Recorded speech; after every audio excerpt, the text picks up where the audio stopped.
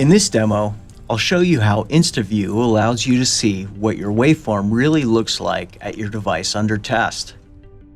And you do this on the AFG31000 without the need for an extra oscilloscope. In this setup, I've got the AFG31000 generating a simple square wave on channel 1, which is verified by the oscilloscope.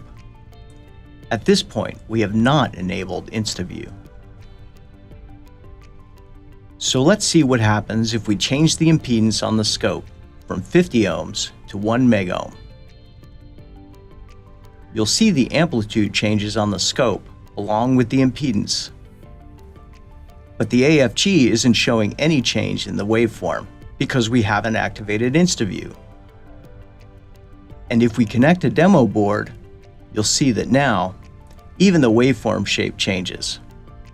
But the AFG is still showing a perfect square wave. So now let's set up InstaView.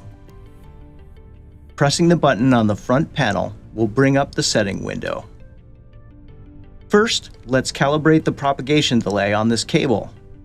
I'll press Run and follow the instructions to connect the BNC cable between the output and trigger in. Then, I'll press OK, and in a few seconds the AFG will automatically measure the delay on the cable. Now I click the checkbox to activate InstaView on channel 1 and connect the cable to channel 1 of the scope. Let's see what happens when I repeat the same steps as previously. First, I'll change the impedance from 50 ohms to 1 megohm on the scope.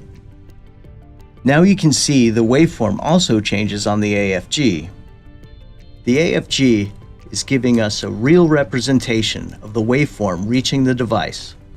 Let's connect the demo board and you'll see the waveform change on the AFG31000.